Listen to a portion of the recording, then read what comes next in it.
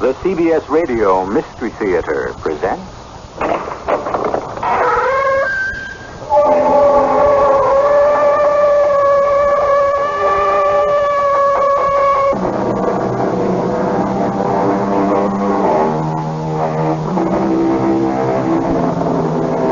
Come in.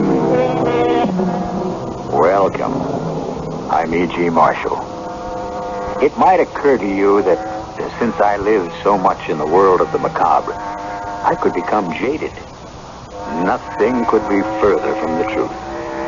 For the deeper I delve into Satanism, the occult, the mystical history of the past, the more I realize how little I know, how much is yet to be revealed.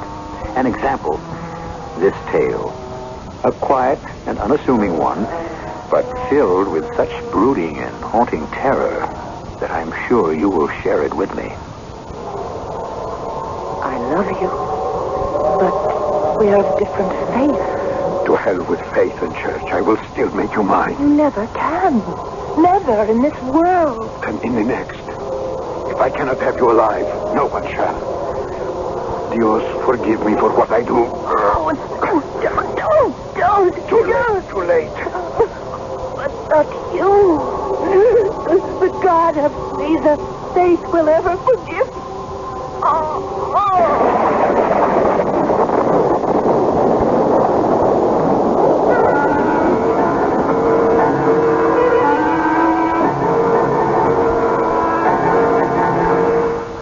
Our mystery drama, Never in This World, was written especially for the Mystery Theater by Ian Martin and stars Alexander Scorby.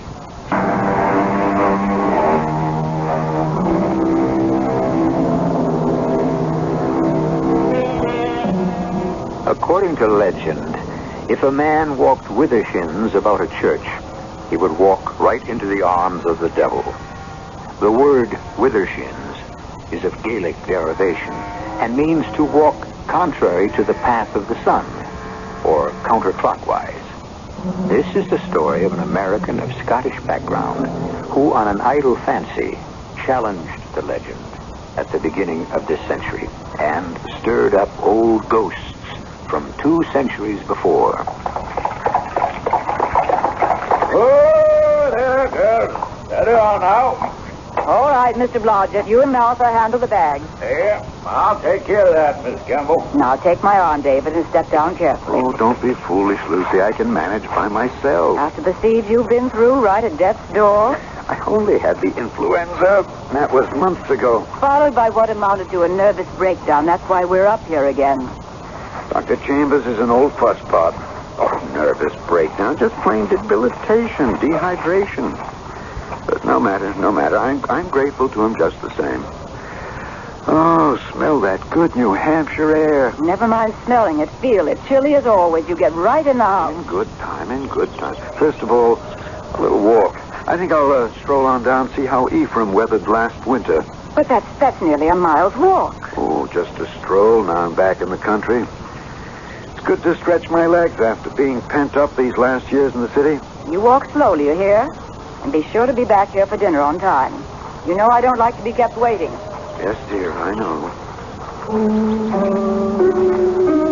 Married 24 years to a good woman. No doubt about Lucy being that. She reminds me of it often enough. A placid, uneventful life. Successful business. 1 child, the delight of my life. The rest of it, floating along in a rut, like an autumn leaf on the muddy waters in a wheel track. 50-ish, fattish, and feeblish after my first brush with death. Yes, I found I didn't have to be told to walk slowly. I had to. On my way to see my old friend, the Reverend Ephraim Bean. Come in. And behold, I come quickly. Revelations chapter 22, verse 11, I believe. The Right Reverend Ephraim Bean, at your service. Don't tell me I've changed that much. Bless my soul, my sight is getting to be a caution. Now, where are my spectacles? Try your forehead. Oh, yeah. David Campbell by Toffet. Is it not? It is indeed. Well, come in, man. Oh, hey, I see. You look in the pink. Sit you down, and I'll refresh you with a glass of cider. And you must tell me all. Not much to tell. Long bout with influenza. 'Tis a plague on the whole country this year. Here now. You'll have a glass? It looks just the ticket. But tell me about your illness. The influenza epidemic this year, the good Lord knows, has been widespread and virulent. Virulent enough in my case. Like to have carried me off. But for some last moment's strength I gathered somewhere and so got my reprieve. Oh, tell me, when was its onset? The day after New Year's. Good heavens. Mm-hmm. And it's lasted all the way now into August? Well, the germ itself was brought under control months ago and finally washed from my system. But a curious aftermath, a kind of disease, or if you want, unease of the mind afflicted me. The medical term of choice, I suppose, would be a nervous breakdown. Well, my good friend, I'm glad you returned. We must shake these shadows from the corner of your soul, if they still persist. I put as good a face on it as I can, but... Yes, Ephraim, they do persist. But something even more than that. Something, some inner voice called me back, here. Yes? For what? I don't know. Shall I tell you what haunts and tortures me? And why I was so glad that Lisbeth was not to come? Because I don't know whether it is for good or evil. I only know it must be. Remember Isaiah? Woe unto them that call evil good, and good evil. No, that's not what I said. Not in so many words. But look deep in your heart, David, and ask yourself if somewhere, somehow, the thought is not there.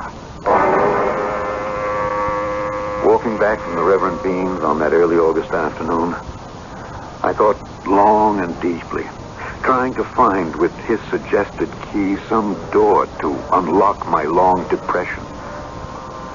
But neither then nor on succeeding walks, longer and longer as I grew stronger, could I find an answer to the strange call which tugged at me, but gave me no intimation which way to follow and find the answer. But where do you go on these long rambles of yours? Oh, nowhere in particular. I just like to walk, to listen to the drowse of the bees, and feel the wind in my face. The wind.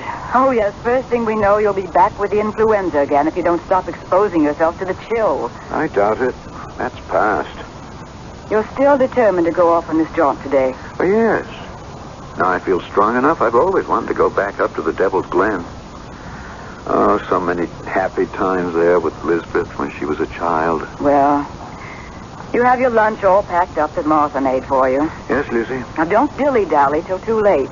Martha says her rheumatism is acting up, and that means a thunderstorm is on the way. It was a glorious Sunday afternoon. And after lunching at the Devil's Glen and basking a while in happy old memories, I was tempted to walk just a little farther up a trail I'd never taken before. I followed the stream a little, and then the trail bent into the woods. All of a sudden, I broke from the trees into a clearing, in the center of which stood the ruins of an old church and a weed-covered graveyard beside it. After pottering around, reading some of the weathered headstones, this cursed whim struck me. I'd not been to church that morning, and on an impulse, as if obeying some order from beyond imagining, before heading for home, I was driven to circle the church twice with a shins. Perhaps recalling some ancient dare as a boy that I'd refused to take because of legend. No danger befell me, except that I was suddenly swept by a wave of exhaustion. With a sigh, I sat on a little bench, stretching out my legs, and I found that my feet were resting on the edge of a flat tombstone. I could barely make out the legend. Jose Ribeiro. These bones lie here in an alien land. The life struck down by mine own hand. With heavy-lidded eyes, I tried to trace the date etched in Roman numerals, but a great crack across the stone obscured some of the characters. And besides, by that time, I found myself asleep. Dear Jose, I cannot. Never. You must. You love me. I love you. But we are of different faiths. To the devil with faith and church. I will still make you mine. You never can. Never in this world. Then in the next. If I cannot have you alive, no one shall. Yours, forgive me for what I do. Oh, no. Too late. It's not you. That God of Jesus' face will ever forgive. No, my...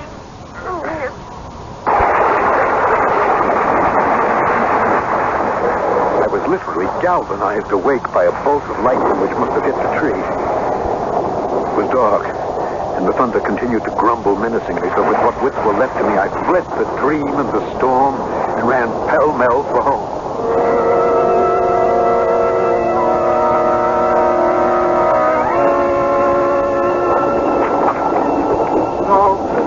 Letting myself in, I could hear my wife hectoring poor Martha in the kitchen about something. Gratefully, I stole upstairs, leaving my dripping greatcoat in the hall. I shut my bedroom door behind me, locking it with some strange reflex. I found a match not too wet to strike, and fumbled with cold fingers to light the lamp. I trimmed the wick, and I put the chimney back. Then I turned up the lamp and checked my pocket watch. Still time for dinner. At least Lucy could not complain of that. Now, holding the lamp, I crossed to the mirror and... Oh, God in heaven! Who was that? That dark, fierce, lean and saturnine face of a stranger whose eyes burned into mine as he looked back at me from the mirror. Who indeed? Dark? Lean? Certainly not the reflection of red-haired, melancholy, but gentle David Campbell. Who else, then? Why? And how? Can a childish superstition about rounding a church the wrong way really raise up the devil? I'll return shortly with Act 2.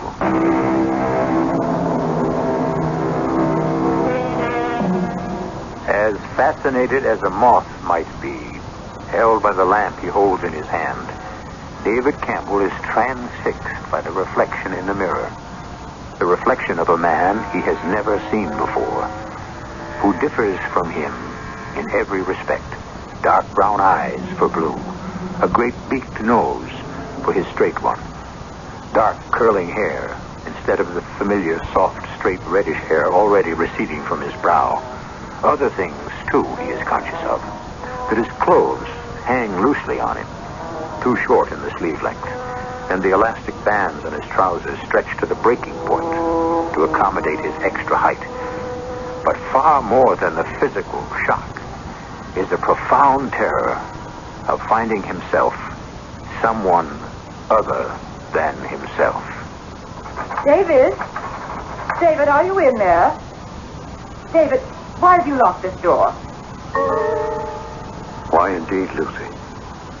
Only thank God I did. Time. Precious time to figure out what... What am I going to say? What can I say? Really, David, this is too mortifying of you. You must be in there. Why don't you answer? I'm not feeling myself right now. Let me in. I want to help. The only way you can help is... Oh, all right, I'll let you in if you do something for me first. What? Now, please, don't think I'm being unreasonable. It's terribly important. I'm pushing a key under the door. You see it? Yes. It's the key to the old roll-top desk in my study. I want you to open it. On the left-hand side, the first row of pigeonholes. Pull them to you, and they'll slide out. There's a secret compartment there. Inside it is a letter. Get the letter and bring it back to me here. But I don't... Please, do as I ask. There's no other way. No other way for what? When you bring it back, you'll see. Or maybe by some miracle, all this won't be necessary. It took some more urging, but finally Lucy left on her errand.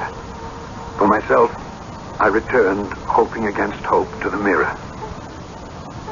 No question. To outward view and sound, I was a different man. But that different man was only a prison, which still held David Campbell. The inner man was still the same. But how to convince anyone else of that? David, I'm back. Yes, Lucy, did you find it? There's no stamp. Instead, 2 Cupid hearts drawn by pen with an arrow piercing them together, right? Yes, when I was young and foolish, I used to do that. One heart has the letters LCM in it, the other DMC. Of course, but David, this is absurd. We both But know. nobody else knows about this letter. I hope not. It begins, David, I know you want to, but I'm tired of waiting for you to ask me. If we are to be in love, why shouldn't we be married? If you won't ask me, I'll ask you. David, hush, Martha might hear. Really?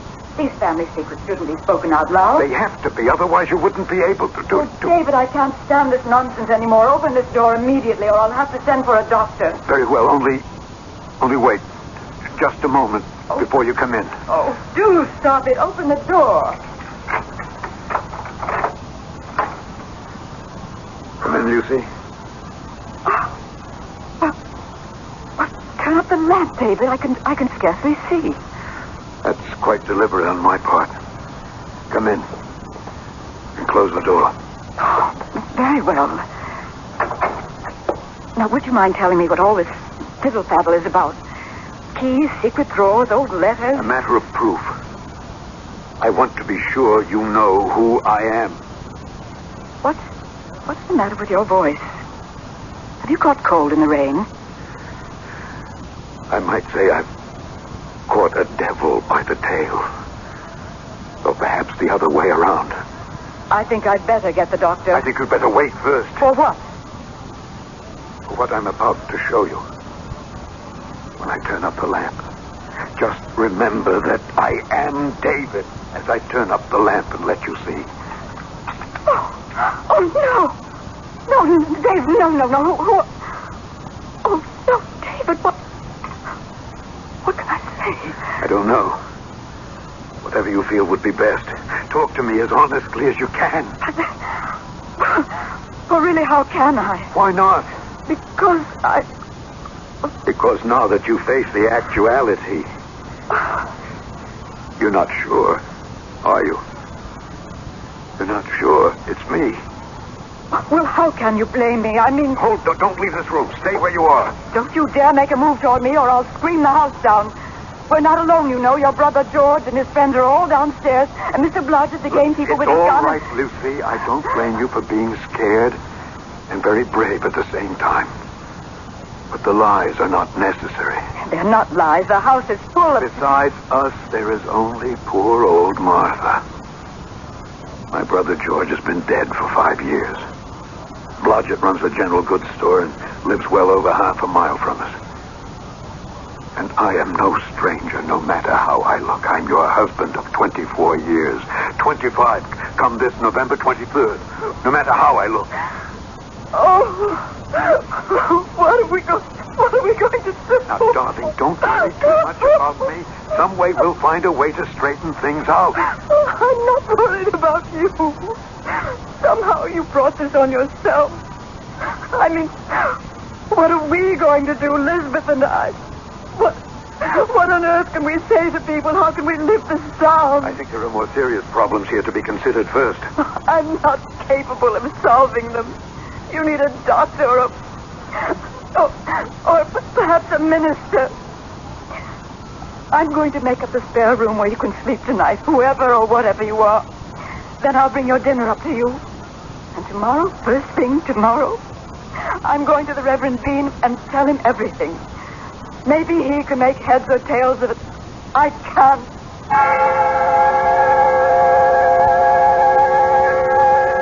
Lucy spoke about you suffering some sort of change that...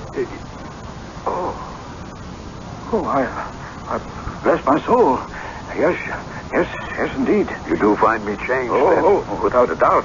I'm rather sorry. I thought to bring my spectacles for once. Do you recognize me by any chance?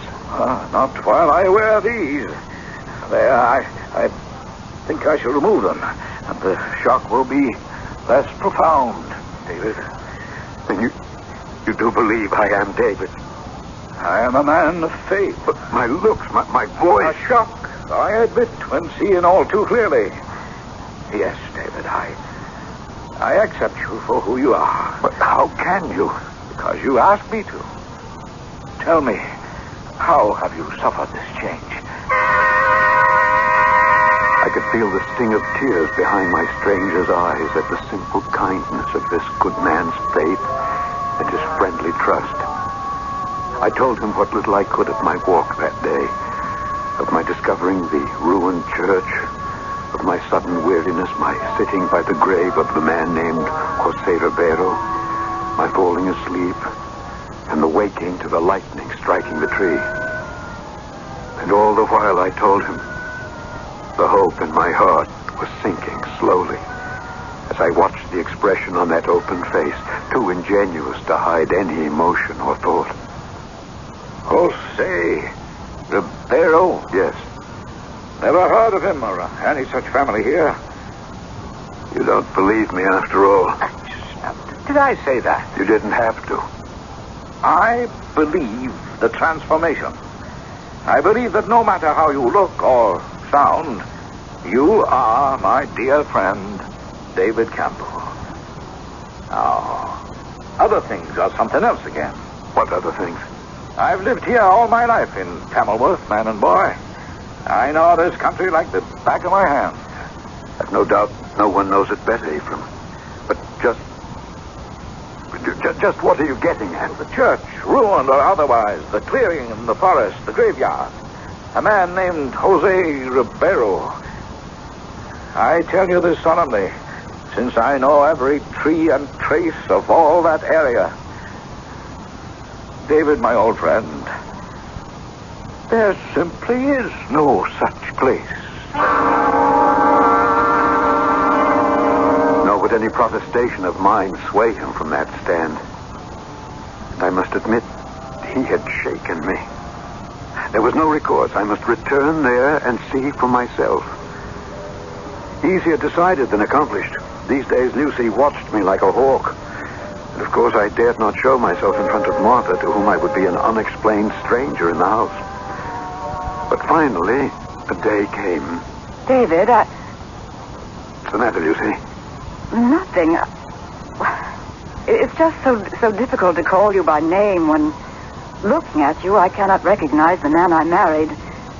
And yet... What? Come to the light a moment. Yes. I do believe... I think perhaps you're starting to change back. Oh, don't hope too much. I suppose it's just an illusion that I'm growing used to. No, I will never get used to it. No, I have to go marketing. Don't leave the room. Martha is in the house. Just don't lock me in. I can't stand that. Give me the key. Promise you won't do anything foolish. That I can promise with all my heart. As soon as I saw Silas Blodgett drive Lucy off, I stole down the stairs, past Martha, busy in the kitchen, and fled down the street. By the time I reached the Devil's Glen, it was late afternoon. A hazy day with the sun trying to burn through a low cloud cover. I hastened up the path I remembered, holding my breath. And suddenly, there I was, back in the familiar clearing. The ruined church, the graveyard, the shade tree, part blackened by the lightning bolt that had hit it. The tortured, broken tombstone twisted with a huge crack beside the seat I had sat in. Only one thing was different as I approached.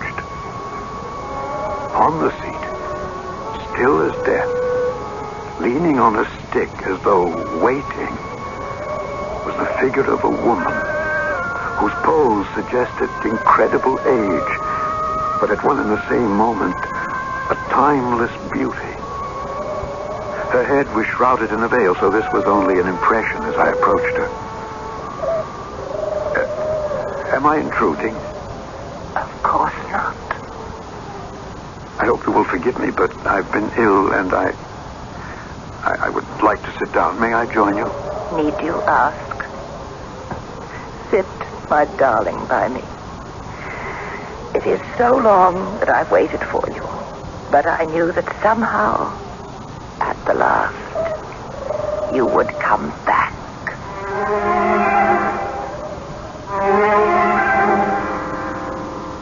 Fantasy or reality? An actual meeting in an actual place? Or some strange fixation of the mind? And if so, on whose part? David? Or the woman who turns, casting the veil aside, a face that is at once as lovely as it is ancient? A woman who, with eyes half shut, might appear to the beholder, as she does to David, the loveliest and most desirable thing in the world. I'll return shortly with Act 3.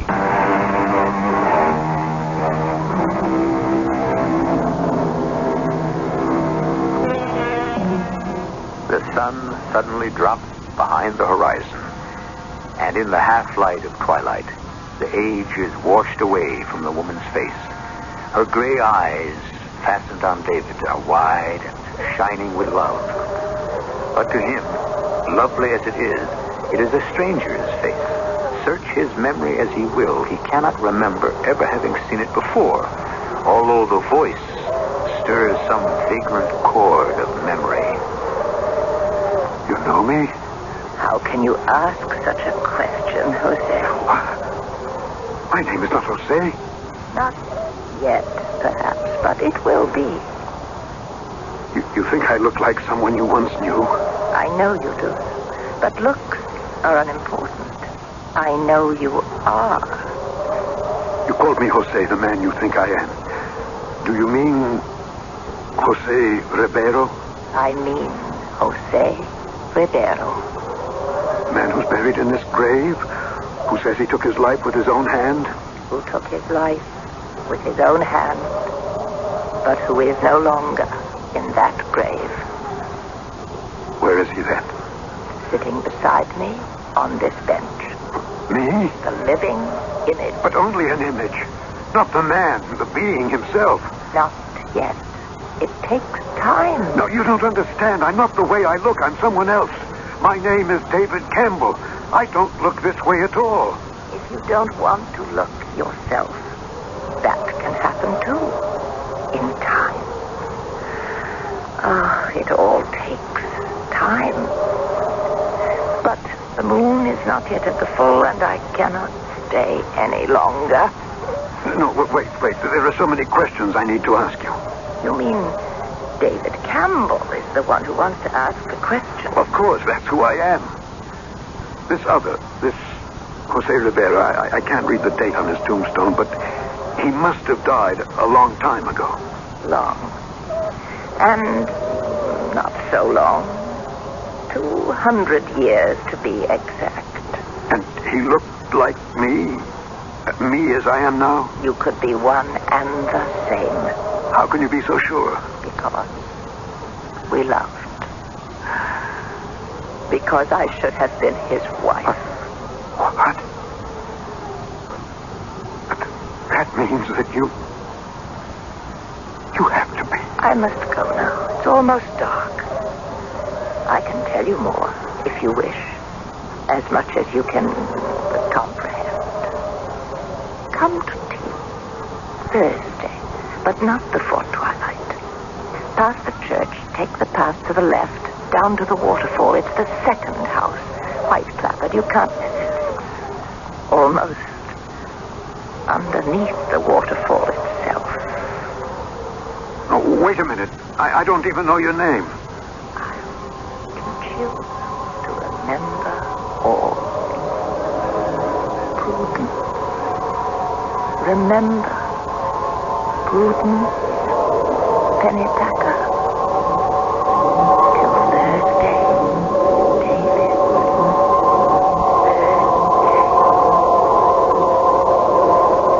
Prudence! Prudence! I was suddenly conscious that the night was pitch black. Flecks of light floated behind my eyes as they might when closing the lids after watching a shooting star. A sudden idea crossed my mind, but in the dark, it wasn't feasible. Besides, I would be in enough bad odor with Lucy being late to dinner as it was. It could wait till Thursday. I was convinced I knew the answer anyway, to that one question. The others I could hardly wait to pose. I thought I had enough problems on my hands. I didn't reckon on the others that were about to rise. I just can't stand it any longer, David. If you are David, going on with this charade, so I've made all the arrangements. Now, wait a minute. What charade? What do you mean? I can't make up any more lies or half-truths or excuses about you. Martha can't understand why, if you're ill, she can't bring a tray up to you. Cy Blodgett and the others in the village can't imagine if you don't need a doctor why you stay cooped up. Oh, I could go on and on, but I don't intend to. I've spent the day packing us up. We're going back to Boston. Take you to Dr. Chambers or whoever he recommends and get you the treatment you need. I'm not leaving here before the end of the week. You go to Boston and get a good look at the world you think is turned right side up. Then come back. I have a feeling that within the week I'll know where the future lies. Or if there is any at all for me. Oh, really, Reverend Bean? You didn't have to have me over for meals all the time like this? The idea was for your housekeeper to drop them off at my place. Well, she did. A couple of times. But it's easier this way and provides me companionship. Besides, I had to see you today in order to write a shocking piece of information I gave you. Oh, about what? Your ruined church and graveyard. Oh? I've been searching through our church records. Unfortunately, very scanty and full of gaps. But I find I was wrong. There was indeed a church, and I have no doubt a graveyard, on or about just such a site as you mentioned. How I could ever have missed its ruins myself, Well, probably so overgrown you could never find them. Well, then how could you? Because I was intended to find them. Gee, why you? If for no better reason than I walked about the church with the shins. With the shins? Yes. Ah, yes. Ancient Gaelic tongue. Who with a devil his first compact begins, he first must traverse the church with the shins. Anonymous. Do you believe in the devil, David? Do we believe in God? If there is one, there has to be the other. I believe I've made an unwitting pact with the second. No, even granting that, you can still be saved. If you were indeed a kind of reincarnation of Centaur Rebel, if I remember his name correctly. You do. Then more and more you are throwing off his influence and returning to yourself. Oh, David, I declare, the sun makes your hair seem full red again. And you're getting back your own nice, comfortable, roundy look. So there's still hope for me? Always has been. You say there was such a church, though, as I have described. Oh, dear me, yes. Built and established in 1695 by one Hiram Pennypacker. Pennypacker? Yes, a curious old name. Very common about these parts once. Still, for that matter. Well, now, you'll join me for dinner. No, Ephraim, good old friend, I think I will make out for myself this evening. Will I see you later? I'm not sure. I may decide to take a long sleep tonight. Lucy's due back in the morning. Then I'll be trotting along. I have a feeling of something undone. Have I forgotten anything? You've forgotten nothing. Not even me, who little deserved to be remembered. Goodbye, old friend. This was the Thursday, and for my own reasons, I must be early. As soon as Ephraim was gone, I headed for the Devil's Glen and beyond. I went first straight to the graveyard, in the glare of the sinking afternoon sun. It took me some time to find it. A simple headstone with a simple legend. Prudence Pennypacker, 1765, 1789. But she is in her grave, and oh, the difference to me. That quotation from Wordsworth shocked me beyond belief. For the subject of his lament over a lost love was for a girl named not Prudence, but Lucy. From the grave, with a sense of urgency, I found my way down the path to the house beneath the waterfall, and to the girl who had been buried 200 years ago, and to the end of it all, I hoped, at last. You are late. Things have come up. There won't be time for tea. Not too late for some explanations. That depends on what you consider an explanation. Who was or is Prudence Pennypacker and Jose Ribeiro? What were they to each other? And where do we fit in? Well, that's asking quite a lot. No, not in my mind. As far as I can discover, both you and Jose have been buried for 200 years. I'm still alive, even if I'm locked like a hermit crab in another man's shell. Where do I go from here? Or you? Or us? Or all of us? I can answer some questions. Jose was a very romantic Portuguese who fled a dictator king who was slaughtering the nobility. With his knowledge of languages and education, he became my father's secretary. Your father was the minister of the ruined church up the hill? Yes. Jose fell in love with me and we wanted to be married, but we were of different faiths. Oh, the dream. What?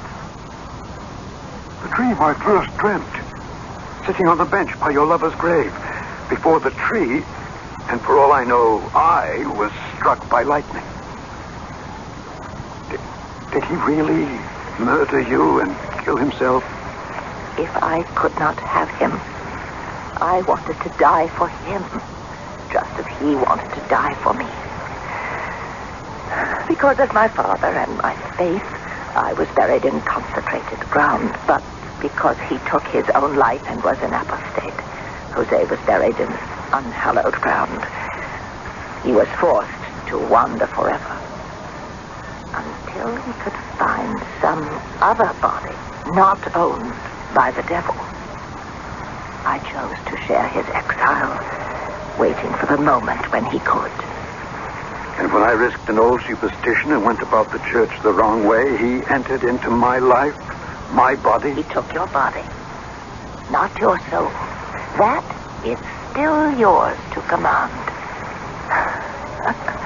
But is it so much to hold on to? Would you not rather come with me at last and forever to love and be loved no matter who you are or what your name is? I want to, and yet I don't. I'm afraid. Maybe I can still find my way back to what I was. So go ahead. Try. Perhaps you can if that's really what you want. But just remember, you can have it for only a brief moment. With me, it could be all eternity.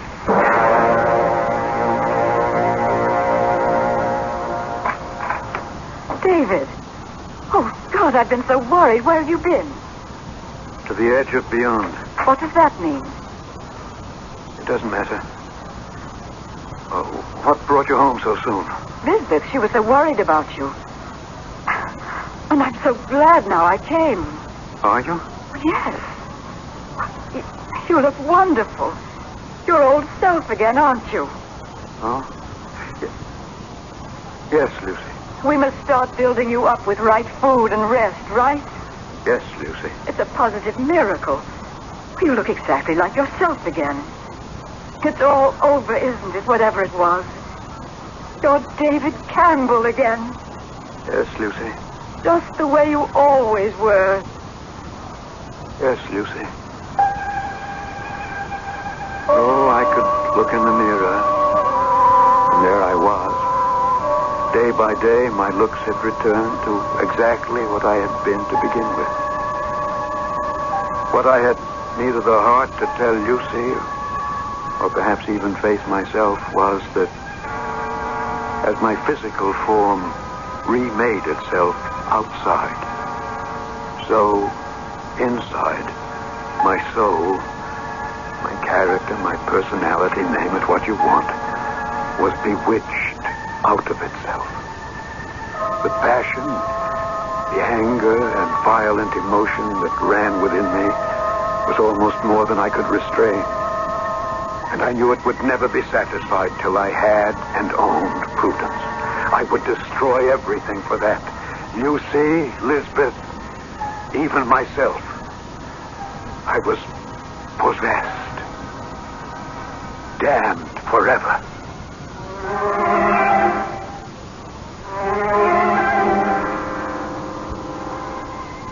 When David Campbell suddenly disappeared, it was the Reverend Ephraim Bean who led the search. A deep instinct told the old man David had returned to the graveyard and the ruined church, but was never found. What was found was David's body, floating in a pool underneath a small waterfall not far above the Devil's Glen. The body lies buried now in one of Boston's most exclusive cemeteries. The body, where the soul has gone, is another question entirely. I'll be back shortly.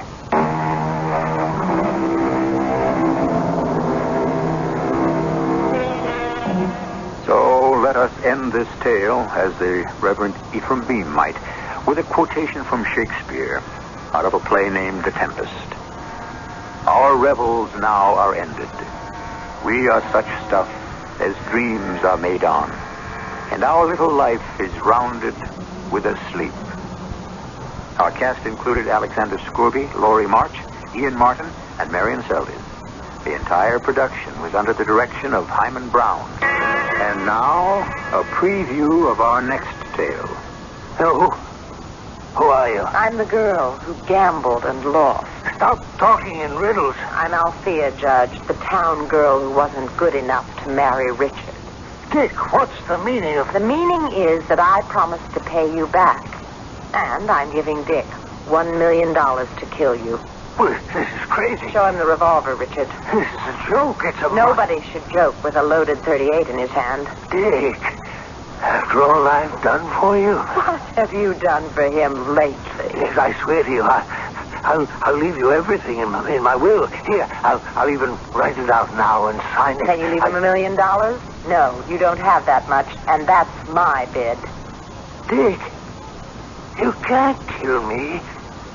I've known you since you were... Shoot him. This is E.G. Marshall inviting you to return to our Mystery Theater for another adventure in the macabre. Until next time, pleasant dreams.